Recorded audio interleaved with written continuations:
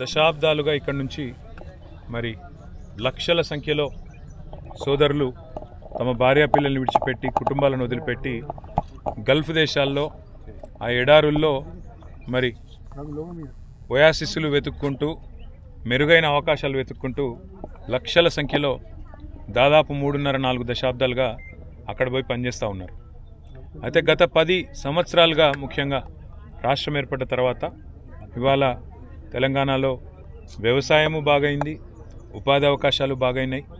ఆ క్రమంలో అక్కడ ఇబ్బందులు పడుతున్న మా సోదరులు ఎవరైతే ఉన్నారో గల్ఫ్లో తమ భార్య పిల్లల్ని కుటుంబాలకి దూరమయ్యి ఇవాళ ఏదో చేయాలని అక్కడ పోయి ఇబ్బందులు పాలవుతున్న సోదరులు ఎవరైతే ఉన్నారో వారందరికీ ఈరోజు మా సిరిసిల్ల సోదరులు నలుగురు ఎవరైతే దేశంగాని దేశం పోయి భాష రాక ఇబ్బందుల్లో పడి చివరికి జైలు పాలయ్యి 18 ఏళ్ళు తమ కుటుంబాలకు దూరమైన సోదరులు ఉన్నారో వారి జీవితమే మీకు ఒక గొప్ప ఉదాహరణ అనే మాట నేను మీకు విజ్ఞప్తి చేస్తూ ఉన్నా. ఎందుకంటే వాళ్ళు అన్ని అవకాశాలు ఇక్కడ పెట్టుకొని ఎక్కడికో పోయి మనం ఇబ్బందుల పాలయ్యి అనవసరంగా కుటుంబాలకు దూరమయ్యి తెలియని దేశంలో ఇరుక్కుపోయిన దానికంటే మన దేశంలో మన దగ్గరే మన పిల్లలతో మన కుటుంబాలకు దగ్గరగా ఉండి ఇక్కడ ఉండే అవకాశాలు వెతుక్కోవడంలో ఉండే ఆనందంగా ఇంకోటి కానీ ఎక్కడ ఉండదనే మాట కూడా నేను విజ్ఞప్తి చేస్తూ ఇక్కడ మా సోదరులు నలుగురు సిరిసిల్ల నియోజకవర్గం ముఖ్యంగా సిరిసిల్ల జిల్లా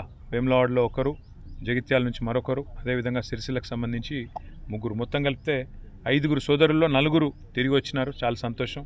నేను దాదాపుగా ఇక్కడ మా స్థానిక నాయకులు ఆనాడు తౌటు నాగభూషణం గారు అనే ఒక రిపోర్టరు, తర్వాత బాలు కాయితీ అనే మరొక రిపోర్టరు, 2 సోదరులు కూడా ఈ విషయం నా దృష్టికి తీసుకొచ్చి అన్న మన వాళ్ళు ఇబ్బందుల్లో ఉన్నారు, మీరు వారిని విడిపించేదానికి మీ ప్రయత్నం చేయండి అంటే ఆనాడు మేము అధికారంలో లేము.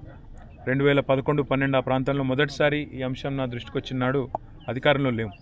కానీ సిన్సియర్గా ప్రయత్నం చేసి నేపాల్ దాకా పోయి ఒక 15 లక్షల రూపాయలు ఆనాడు బ్లడ్ మనీ అంటారు, ఏ కుటుంబం అయితే చనిపోయిందో ఆ కుటుంబానికి పోయి వారి కుటుంబ సభ్యులకు డబ్బులు కూడా కాఠ్మండు దాకా పోయి మందా భీమిరెడ్డి గారు, నారాయణ స్వామి గారు వాళ్ళందరినీ కూడా తీసుకొని పోయి అక్కడ దాకా పోయి ఇచ్చి రావడం జరిగింది.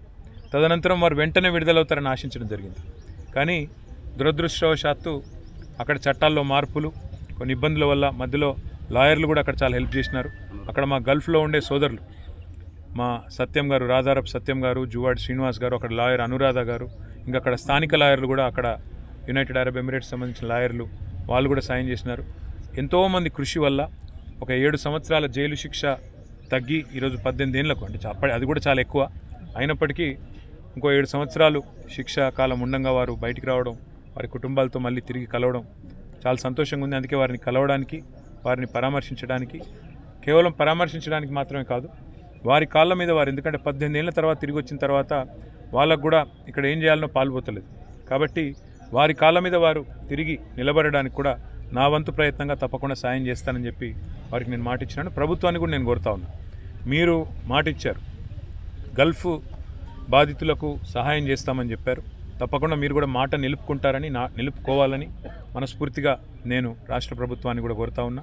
తప్పకుండా నా తరపున వ్యక్తిగతంగా నేను కూడా వారు తమ కాళ్ళ మీద తాము నిలబడే విధంగా స్వయం ఉపాధి అవకాశాలు అందిపుచ్చుకునే విధంగా మంచి ఏర్పాటు చేస్తానని వారికి మాట ఇచ్చాను. తప్పకుండా రాబోయే 1-2 నెలల్లోనే ఏర్పాట్లు చేస్తానని చెప్పి కూడా తెలియజేస్తూ, గల్ఫ్ దేశాల్లో ఉండే తెలంగాణ బిడ్డలకు మాత్రం మళ్ళొక్కసారి నా విజ్ఞప్తి, మీరు ఇక్కడ నుంచి పోవడం, కొంతమంది నకిలీ ఏజెంట్ల చేతుల్లో మోసపోయిపోవడం, అక్కడ పోయిన తర్వాత కలివిల్లి కావడం, అక్కడ పోయిన తర్వాత మళ్ళీ ఇబ్బందులు పడడం, భాష రాక, వీసా లేక, న్యాయంగా రావాల్సిన వేతనాలు రాక, రకరకాల ఇబ్బందులు. అందుకే మీ అందరికీ కూడా నా విజ్ఞప్తి, తెలంగాణలో ఇవాళ అవకాశాలు కోకోళ్ళలుగా ఉన్నాయి. మన దగ్గర ఎక్కడెక్కడి నుంచో వచ్చి ఇవాళ వివిధ రాష్ట్రాల కార్మికులు పనిచేస్తూ ఉన్నారు. కాబట్టి అన్నింటినీ దృష్టిలో పెట్టుకొని దయచేసి తెలంగాణ సోదరులు ఎవరైతే గల్ఫ్లో ఉన్నారో లేదా ఇక్కడి నుంచి పోవాలని ఆశిస్తున్నారో వారందరూ కూడా ఇక్కడే తమ కుటుంబాలతో ఉండి సంతృప్తికరమైన జీవితాన్ని గడపాలని మనస్ఫూర్తిగా కోరుకుంటూ, తిరిగి వచ్చిన మా శివరాత్రి హనుమంత్ గారు, మల్లేష్ గారు, లక్ష్మణ్ గారు, వెంకట్ గారు, రవి గారు, వెంకట్ ఒక్కరు రావాలి, ఇంకా రవి గారు, అందరికి కూడా మరి స్వాగతం చెబుతూ వారి కుటుంబాలతో వారు సంతోషంగా జీవితాన్ని గడపాలని ఆకాంక్షిస్తూ, సహకరించిన ప్రతి ఒక్కరికి, ఈ విషయాన్ని నా దృష్టికి తెచ్చిన 2 రిపోర్టర్ సోదరులకు, సహకరించిన లాయర్లకు, దౌత్య అధికారులకు, ఇందులో కేంద్ర ప్రభుత్వం కూడా సహకరించింది వారికి, ప్రతి ఒక్కరికి కూడా పేరు పేరున మా కుటుంబాల తరఫున హృదయపూర్వకంగా ధన్యవాదాలు. వారందరూ కూడా, మీ అందరూ కూడా ధన్యవాదాలు. Thank you.